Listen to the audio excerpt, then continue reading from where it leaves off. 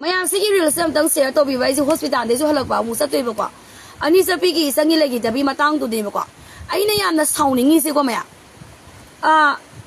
akhoi na sum pau ta za ba da ma ta za ba da kwa legal procedure hai ta le kwa mi postmortem to da na ko ta ne FIR ma lo ko ta na police ki we ba ma gi legal ge ba sat to bi gi so ma ka ngi ni pi rong gi statement na ma di nu pa rong gi statement ba ba nu pi rong gi statement ba ba lo ba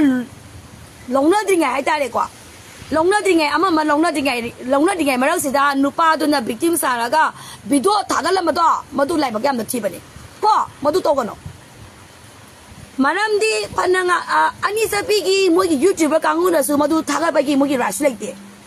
manam di imung manung do na khal la ga kari no ba nu ngai du se chimi sum de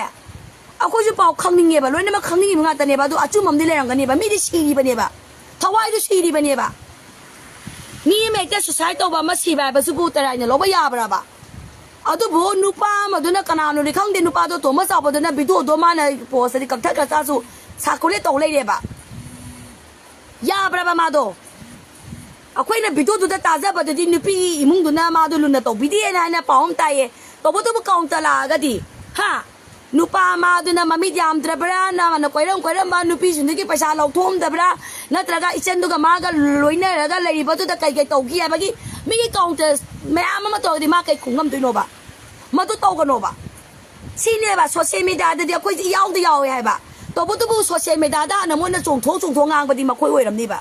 please ai na hai zan ni si kwa ani sa pi ki YouTube ka ngu da boy ro any YouTuber ki content creator da boy ro mi di lai gi da ba ki thawai ni mara ma du na sa tha ga dri ba mi ki legal procedure statement adu ki fine na ma tang ta ba nga waru si la ka ne abani da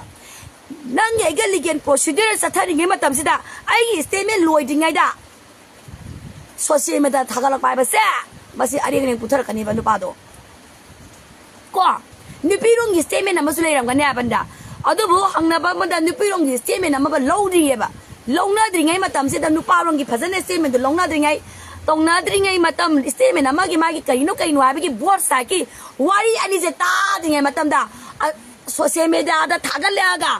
nu pi gi mung bo hek ta defamation allegation wrong allegation to ba adu ta di nu pa gi mung du wrong allegation to ra de ha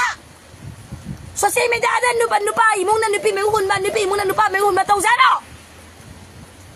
madu to ko phajade maram madu na satha ga dari ba legal procedure da police ki ba executive ki ba jurisdiction ki power ma fajana na khai seng ma ma to ba matung da magistrate ki thu ki to ba matung da mara lai ba podmak to mara adum thoksa kadam ata ne maram madu na ai si wafam tang hai se ke adu da na kana ni ma ki statement adu lo tingai da hekta video pangnam da namaga wrong allegation to ba gi khoi ki manipur ki chana be se ma se to bi ga na ba se ga pe loi se ke